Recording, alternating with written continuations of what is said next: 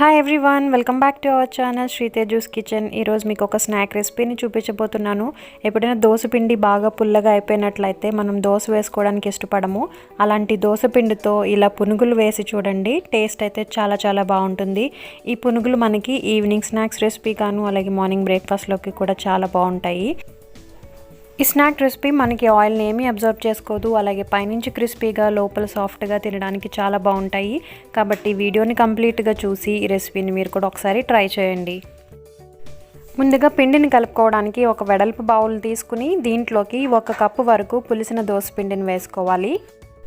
ఇప్పుడు దీనిలోకి 1.5 కప్పు వరకు మైదాని యాడ్ చేసుకోవాలి. మీరు మైదా ప్లేస్లో గోధుమ పిండి కూడా యాడ్ చేసుకోవచ్చు, కానీ మైదా అయితే టేస్ట్ బాగుంటుంది. అలాగే 2 టేబుల్ స్పూన్స్ పెరుగుని యాడ్ చేస్తున్నాను. ఇది కమ్మటి పెరుగే యాడ్ చేస్తున్నాను నేను, ఎందుకంటే మనం పులిసిన దోశ పిండి తీసుకున్నాం కాబట్టి. రుచికి సరిపడా సాల్ట్, 1/2 టీ స్పూన్ బేకింగ్ సోడాని యాడ్ చేసి పెరుగు అలాగే దోశ పిండిలో ఉన్న మాయిశ్చర్తో పిండిని ఒకసారి ఇలా ముందుగా కలుపుకోవాలి. పుల్లటి దోసపిండికి 2 టేబుల్ స్పూన్స్ కర్డ్ యూస్ చేసాం మనం ఇక్కడ. ఒకవేళ మీరు తీసుకున్న దోసపిండి పుల్లగా లేనట్లయితే మీరు తీసుకునే పెరుగుని పుల్లగా ఉండేటట్టు చూసుకోండి. అప్పుడు మీరు క్వాంటిటీని ఇంక్రీజ్ చేసుకోవాలి. అంటే 1/4 కప్పు వరకు పులిసిన పెరుగుని వేసుకుని ఇలా పిండిని కలుపుకోవాలి. ఇప్పుడు దీంట్లోకి తగినంత వాటర్ని యాడ్ చేసుకుంటూ పునుగులకి పిండిని ఎలా అయితే కలుపుకుంటామో అదే విధంగా మనం కలుపుకోవాలి. వాటర్ని ఒకేసారి యాడ్ చేయొద్దు, ఎక్కువ వాటర్ పట్టదు, కాబట్టి కొంచెం కొంచెంగా యాడ్ చేసుకోండి. ఇలా పిండి అంతా బాగా కలిపిన తర్వాత ఒక 2 మినిట్స్ వరకు ఇలా గట్టిగా మసాజ్ చేసినట్టుగా కలుపుకోవాలి. ఇలా చేయడం వల్ల పిండి ఎయిరీగా వస్తుంది, అలాగే పునుగులు కూడా చాలా గుల్లగా వస్తాయి. చూసారు కదా, ఇలాగ బాగా కలిపిన తర్వాత మనకి పిండి కన్సిస్టెన్సీ అనేది పునుగు ఇలా పడేలాగా ఉండేటట్టు కలుపుకోవాలి.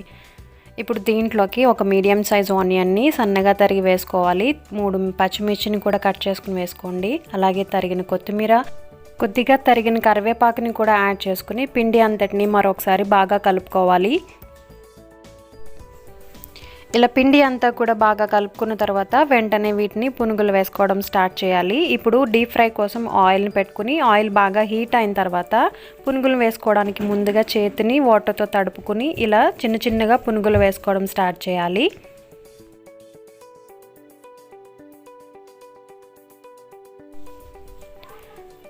పునుగులు వేసేటప్పుడు చేతిని తడుపుకుంటూ వేయడం వల్ల ఇవి రౌండ్గా వస్తాయి. అలాగే వీటంతటా ఇవే పైకి తేలే వరకు కూడా వీటిని కదపకూడదు. ఇవి పైకి తేలిన తర్వాత ఒక గరిటె తీసుకుని 2 వైపులా ఇలా టర్న్ చేసుకుంటూ వీటిని ఫ్రై చేసుకోవాలి. మీడియం టు హై ఫ్లేమ్ పైన వీటిని వేయించుకోవడం వల్ల పైన క్రిస్పీగా లోపల సాఫ్ట్గా ఉంటాయి. అలాగే గరిటెతో ఇలా టర్న్ చేస్తూ ఫ్రై చేసుకోవడం వల్ల అన్ని వైపులా కూడా ఈవెన్గా ఫ్రై అవుతాయి. ఇలా ఇవి మంచి గోల్డెన్ బ్రౌన్ కలర్ వచ్చిన తర్వాత వీటిని ఆయిల్ నుంచి తీసి పేపర్ నాప్కిన్ వేసుకున్న ఏదైనా బౌల్లోకి ట్రాన్స్ఫర్ చేసుకోవాలి.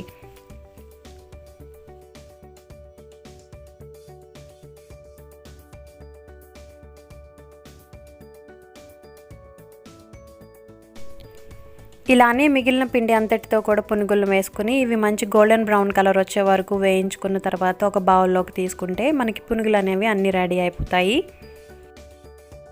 మీలో ఎవరైనా మన ఛానల్ని ఫస్ట్ టైం విజిట్ చేస్తున్నట్టయితే ప్లీజ్ సబ్స్క్రైబ్ చేసుకోండి. అలాగే పక్కనే ఉన్న బెల్ ఐకాన్ని ప్రెస్ చేస్తే మన ఛానల్ నుంచి మీకు అన్ని నోటిఫికేషన్స్ ఎప్పటికప్పుడు అప్డేట్స్ వస్తూ ఉంటాయి.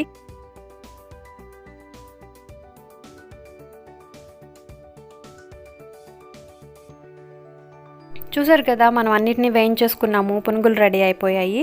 వీటిని మీ ఫేవరెట్ చట్నీతో టేస్ట్ చేసి చూడండి, చాలా బాగుంటుంది. కోకోనట్ చట్నీ, టొమాటో చట్నీ, అలాగే ఊరికే తిన్నా కూడా బాగుంటుంది. ఆనియన్స్, పచ్చిమిర్చి యాడ్ చేసాం కాబట్టి.